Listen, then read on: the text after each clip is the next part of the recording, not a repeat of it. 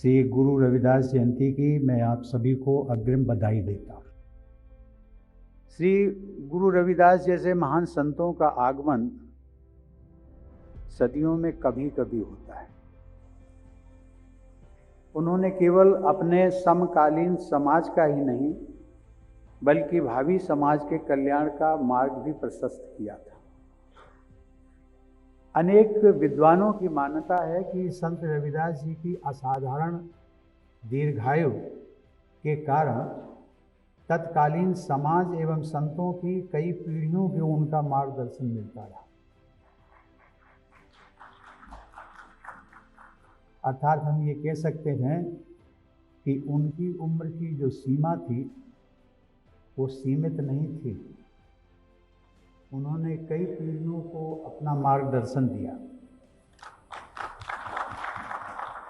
मैं जब गुरु रविदास जी के जीवन दर्शन, सामाजिक सांस्कृतिक मूल्यों और उनकी प्रासंगिकता पर विचार करता हूँ तो मुझे ये देखकर प्रसन्नता होती है कि सामाजिक न्याय, स्वतंत्रता, समता तथा बंधुता के हमारे जो संवैधानिक मूल्य हैं उनके आदर्श भी श्री गुरु रविदास जी के उपदेशों से तालमेल खाते हैं। हमारे संविधान द्वारा सुनिश्चित समता का अधिकार, अवसर की समानता, अस्पृश्यता का अंत, अभिव्यक्ति की स्वतंत्रता जैसे मूल अधिकार भी संत रविदास के आदर्श समाज की ओर देशवासियों को आगे ले जा रहे हैं।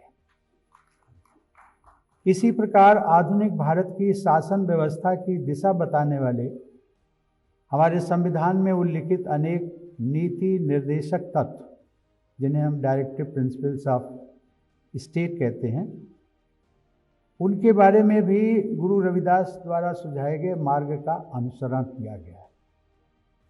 समान न्याय और निःशुल्क कानूनी सहायता, काम करने की मानवोचित व्यवस्था, श्रमिकों के लिए निर्वाह व मजदूरी, अनुसूचित जातियों, जनजातियों और अन्य दुर्बल वर्गों की शिक्षा व आर्थिक हितों से संबंधित नीति निर्देशक तत्वों में भी श्री गुरु रविदास जी द्वारा प्रसारित आदर्श परिलक्षित होते हैं। हमारे संविधान के प्रमुख शिल्पी बाबा साहब डॉक्टर भीमराव अंबेडकर ने भी संत रविदास की संत वाणी में व्यक्त अनेक आदर्शों को संवैधानिक स्वरूप प्रदान किया। इस प्रकार यदि हम देखें तो संत शिरोमणि रविदास व डॉक्टर अंबेडकर जैसे संतों व महापुरुषों को पाकर आज पूरा देश गौरवान्वित हो रहा है। हम सब जानते हैं कि संत रविदास जी की सबसे प्रमुख शिक्षा ये थी कि हर कोई अच्छा और नेक इंसान बने तथा परिश्रम व ईमानदारी के साथ जीविकोपार्जन करे। अच्छा इंसान वो होता है जो संवेदनशील होता है, जो समाज की मानवोचित मर्यादाओं का सम्मान करता है, जो कायदे, कानून और संविधान का पालन करता है।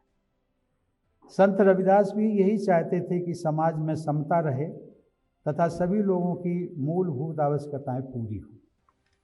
सबके हृदय को छूने वाले शब्दों में उन्होंने कहा था, जिसका कि हमारे पूर्व वक्ताओं ने भी उल्लेख किया है, ऐसा चाहूँ राज में जहाँ मिले सबन को अन्न, छोट बड़ो सब सम बसै, रविदास रहे प्रसन्न।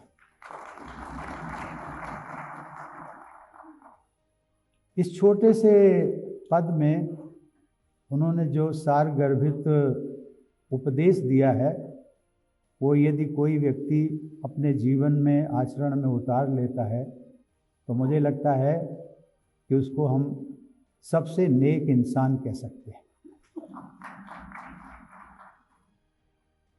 इस पद के माध्यम से उनका अभिप्राय यही था कि सबका पेट भरा हो, कोई भूखा ना हो, जहाँ पूरी तरह से समानता हो और जहाँ सभी सुखी हो। ऐसी व्यवस्था में श्री रविदास जी प्रसन्न होते हैं।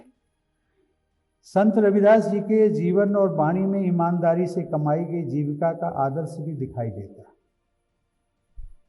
अध्यात्म और भक्ति के मार्ग पर चलते हुए भी संत रविदास ने श्रम पर बहुत बल दिया। वो कहते थे कि श्रम कौ ईश्वर जान के, श्रम को ईश्वर मानिए, श्रम कौ ईश्वर जान के, जऊ पूजहि दिन रैन, रविदास तिनहि संसार मह, सदा मिलहि सुख चैन। यानी श्रम को ही ईश्वर जानकर जो लोग दिन रात श्रम की पूजा करते हैं, उन्हें संसार के सभी सुख चैन प्राप्त होते हैं।